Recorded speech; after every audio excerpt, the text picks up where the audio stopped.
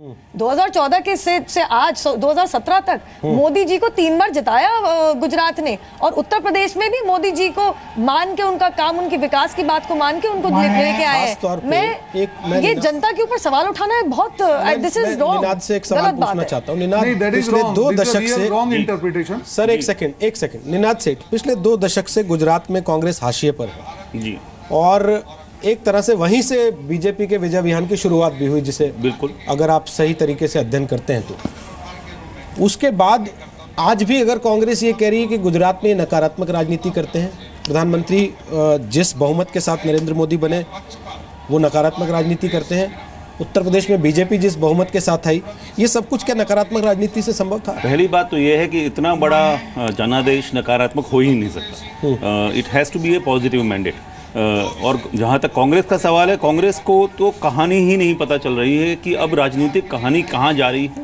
राजनीतिक कहानी के कौन से पहलू हैं जो उठाने चाहिए। ये कहना कि मोदी गलत है हर बात पे, और मोदी हेट्रेड को एक मुद्दा अपने आप में बना देना चला नहीं है, वोट नहीं आ रहे हैं, और एक तरह से राजनीतिक वनवास की तरफ मेरे को तो कांग्रेस जाती नज़र आ रही है, क्योंकि वो मुद्दे ही समझ नहीं पा रही। जब तक आप मुद्दे ही नहीं समझोगे और एक आदमी की हेट्रेड पे आप पूरा ले आओगे तो आपके जीतने का तो कोई फिर असर नजर नहीं आ रहा। और एक चीज जरा मैं ऐड करना चाह रही हूँ, अगर आप समय दिया जाए रोहित, जैसे रोहन जी आपके पास, मुझे आ रहा हूँ, रोहन जी आप ही के पास आ रहा हूँ, पूरा कर लें आपके पास।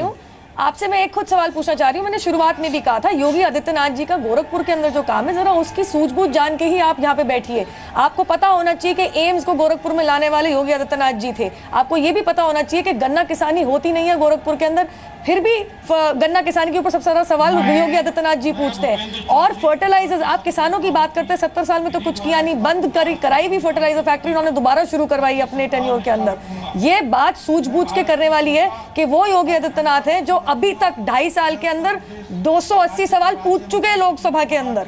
और अगर मैं अभी आंकड़ा देने लगूं तो आपके पार्टी के युवा नेता जो इनसे उम्र में ज्यादा है, आप जरा कंपैरिजन करके देख लीजिए कि उनके कितने सवाल हैं और इनके कितने सवाल हैं। तो इन चीजों पे जरा ये बहुत सूझबूझ के और अपने आप को एजुकेट करके यहाँ पे बैठ के फिर बहस करने वाली बात है। आप जनता की समझदारी के ऊपर ऐसे सवाल ना खड़े करें। अब मैं रोहन से कमेंट ले लूं। रोहन बोलिए अपनी बात। देखिए, दोनों लोगों ने जो अपनी बात की, पहली बात तो जिस हिसाब से कांग्रेस की बात कर रहे हैं, 5 में से 3 स्टेट में कांग्रेस की बीजेपी से ज़्यादा सीट आई है। नंबर 1, हर पार्टी का एक समय आता है, 10 साल तक कांग्रेस ने शासन किया है और उस बात को आज 3 साल हुए हैं। हम लोग भी देख रहे हैं ये बात आप पंजाब में क्यों नहीं कबूल करते? हम लोग कोई सबक नहीं लेंगे, हम लोग सीखेंगे। दूसरी बात है, एक चीज, मेरी बात खत्म करने दीजिए। मैंने कभी भी मोदी के लिए नकारात्मक बात नहीं की। मैंने एक चीज बोली कि जब नाम वोट विकास के नाम पे मांगे जा रहे हैं, तब इस प्रकार का फैसला लेना कहीं ना कहीं जनता का विश्वास डगमगाती है। दूसरी बात, अगर आप विकास की बात कर रहे हैं और अभी जैसे मैडम ने बताया, तो क्यों आपने योगी आदित्यनाथ जी को इलेक्शन के पहले चुनावी उनको सीएम का कैंडिडेट डिक्लेयर नहीं किया? क्यों उसके बाद आपको करना पड़ा?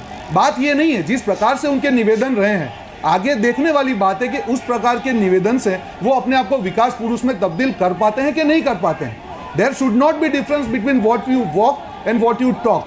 मेरी सिर्फ इतनी बात है, गुजरात की जब तक बात है, कहीं ना कहीं हमारी गलती हो सकती है, कहीं ना कहीं मार्केटिंग सक्सेसफुल हुआ है, बट आने वाले दिनों में जब यूपी की जनता, जिन्होंने 300 के ऊपर सीट दी है, सबका साथ सबका विकास के नारे पे जब उनको इतनी बड़ी जीत दी है, आज उस आदमी को जिसने विकास के नाम पे किया, कहीं ना कहीं थोड़ी सी निराशा जरूरत होगी। अगर योगी आदित्यनाथ जी के पास एक मौका है कि इस निराशा को दूर करके अपने आप को विकास पुरुष दिखाएं, पर आने वाला समय ही दिखाएगा कि हकीकत क्या होती है। सर एक सेकंड, मैं निनाद आपसे पूछना चाहता हूँ। नरेंद्र मोदी को वो आज तक विकास पुरुष नहीं बनते। उन्होंने कह दिया गुजरात में उन्होंने कुछ नहीं किया, देश में वो नफरत का एजेंडा चला रहे हैं, तो योगी आदित्यनाथ से भी कैसे वो स्वीकार कर लेंगे, वो कुछ भी कर देते? देखिए, योगी आदित्यनाथ, क्योंकि जिस आदमी का कपड़ा देख के हम डिसाइड कर रहे हैं कि ये नफरत की राजनीति करेगा, उसके काम तक बात कौन करेगा? नहीं, इसमें 2 चीज़ें हैं।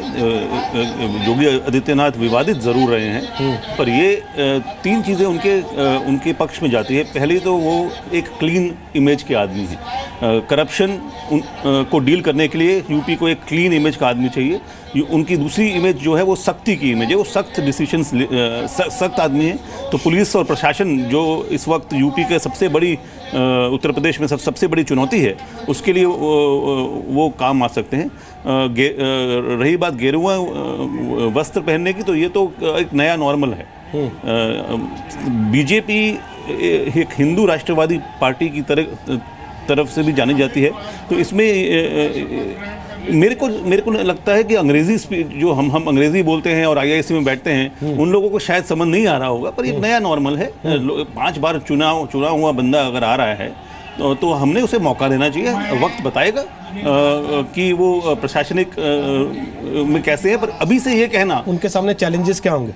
मेरे ख्याल से 3 चैलेंजेस है। एक तो सबसे बड़ी चैलेंज है कि उत्तर प्रदेश में गरीबी और बहुत बेहद गरीबी है। फैक्ट्रियां लानी पड़ेंगी, जॉब्स क्रिएट करने पड़ेंगे, और उसके लिए एक माहौल बनाना पड़ेगा पहले, जहाँ जो प्राइवेट इन्वेस्टमेंट आए तो उसको सिक्योरिटी चाहिए। तो ये बड़ी सिंपल पर ज़रूरी चीज़ें हैं इस वक्त उत्तर प्रदेश में, लॉ एंड ऑर्डर का और काम, लोगों को काम मिले। ये सबसे बड़ी 2 चुनौती रहेंगी। और मुस्लिम समुदाय को अगर ऐसा लग रहा है तो उन्हें डर लग रहा है या ऐसा कुछ, तो हो सकता है अपनी तरफ से कुछ जेस्चर्स करने पड़े। 2 चीज़ें हैं, क्या आजम खान की बात को मुस्लिम समुदाय की बात माना जाना चाहिए, और दूसरा, क्या वाकई आपको लगता है आदित्यनाथ के आने से मुस्लिम समुदाय को डर लगे? नहीं, उनको डर लग भी नहीं रहा होगा। तो यहाँ पे रूमर मॉन्गरिंग और फियर मॉन्गरिंग, जैसे मैंने समझाया, ये बहुत की जा रही है, उसकी जरा कोशिश ना की जाए तो बेहतरी होगी। आज के अखबार में पढ़ लें, या फिर आप गोरखपुर में खुद अगर आपके जानकार होंगे तो उनसे पूछ लीजिए। वहाँ के मुसलमान, किसी भी कौम, मैं मुसलमान क्यों कहूँ, किसी भी कौम का इंसान हो, किसी भी धर्म का इंसान हो, किसी भी जात पात का इंसान हो, वो इतनी खुशी मना रहा है आज गोरखपुर के अंदर, उनको लग रहा है कि हमारे योगी आदित्यनाथ जी जीते। जिनको नहीं पता है उनके बारे में दोहरा रही हूँ अपनी बात। और ये किसने कह दिया कि एक हिंदू महंत, एक हिंदू संत विकास पुरुष नहीं हो सकते? क्या being Hindu is against is being anti development? ये कैसी बात है? ये क्या कहना चाह रहे हैं यहाँ पे? मेरे तो समझ नहीं आ रही है। और दूसरी बात, मैं प्लीज दोहरा रही हूँ, योगी आदित्यनाथ जी के 24 स्कूल चलते हैं, ऑर्फनेजेस चलते हैं, उनके मंदिर, गोरखनाथ ट्रस्ट का जो मंदिर है उसमें कैसा भी इंसान खाना खा सकता है, उसकी जात पात और धर्म नहीं पूछी जाती है। गरीब से गरीब वहां जाके खाना खाता है। आपको ये अस्पताल भी खोल रखा है उन्होंने। और ये बात भी जाननी बहुत जरूरी है कि जो लड़कियां होती हैं, कुमारियां होती हैं, उनकी शादी, उनकी जात और धर्म बिना पूछे शादी को फाइनेंस करने का काम भी योगी आदित्यनाथ जी लेते हैं। ये अपनी कंस्टिट्यूएंसी है कि तुम्हारी कोई एक लड़की ले जाए तो तुम भी उसके यहाँ से 4 लड़की लेके आओ। देखिए, ऐसा अगर आप है ना, जवाबदेही तो होगी। मैं सबसे पहली बात तो जवाबदेही में मानती हूँ, लेकिन आजम खान को फिर कैबिनेट मिनिस्टर क्यों बनाया था? आप इंडिया तो छोड़िए, उन्होंने तो फ्रांस के टेररिस्ट अटैक को डिफेंड कर दिया था और जस्टिफाई कर दिया था। साफ सी बात यह है कि अगर आप सिर्फ उनके भाषणों पे जा रहे हैं, उनके काम तो देखिए। आप काम की बात कर रहे हैं यहाँ पे। वैसे तो बहुत बड़बोली एक पार्टी आई थी 70 साल से, आज तक कुछ नहीं हो, किसानों की यहाँ बात तो करती है, लेकिन 70 साल में किसानों को दिया क्या? सबसे पहली जरूरी बात ये सोचने वाली है कि कल आज उनकी शपथ ग्रहण हो रहा है, लेकिन कल आने से पहले ही उन्होंने ये कह दिया, उनको जब अपॉइंट किया गया लेजिस्लेटिव पार्टी का मुख्य, तो उसके बाद इन्होंने डीजी को बुला के कहा कि मेरे खुद के समर्थक अगर जश्न मनाने के चक्कर में उर्धंग मचाएंगे तो वो सहन नहीं होगा, उसके ऊपर कड़ी से कड़ी कार्रवाई होनी चाहिए। तो ये तो लॉ एंड ऑर्डर की तो जरूरत है उत्तर प्रदेश में, और कोई डिसाइसिव लीडर की जरूरत है। एक बार रोहन आपसे एक चीज पूछना चाहता हूँ, क्या योगी आदित्यनाथ भगवा पहनते हैं इसलिए आप लोग ये तय मान के बैठे हैं कि ये विकास नहीं कर सकते, केवल हिंदुत्व का एजेंडा चलाएंगे, या कुछ और चीजें हैं जो आपने कहीं से कलेक्ट किए हैं, अध्ययन किए हैं, जिसके बाद आपको लगता है कि 5 बार सांसद भले बन गए हों लेकिन इनके एजेंडा में विकास नहीं हो सकता? नहीं, मैं ये बात नहीं कर रहा हूँ। मैंने सिर्फ 2 बातें रखी कि जब प्रधानमंत्री जी ने विकास के नाम पे वोट मांगा, और जिस प्रकार से 3-4 दिन में काफ़ी उनके पास अच्छे कैंडिडेट में देख रहा था कि जो कल मिस्टर सिन्हा की बात चल रही थी या मौर्य जी की बात चल रही थी, सर सीएम तो बीजेपी अपने से चुनेगी ना कि कांग्रेस के आईटी सेल से सलाह लेके चुनेगी? नहीं, एक मिनट भाई, आप राहुल गांधी को उपाध्यक्ष बनाते हैं या अध्यक्ष बनाना चाहते हैं, 300 के ज्यादा नहीं, रोहित जी 10 जनपद में करते हैं कि आप चाहते हैं 24 अक्टूबर से सलाह है उस हिसाब से तय करें। सबका साथ सबका विकास के नाम पे आप जब वोट मांग रहे हैं और आप एक व्यक्ति को जब प्रोजेक्ट कर रहे हैं, फिर ये कह देंगे कि हमारे आदमी को बना दो, सबका साथ सबका विकास कहा था आपने, तो हमारा विकास नहीं हो रहा है। आप योगी जी को एंटी डेवलपमेंट कैसे मान रहे हैं?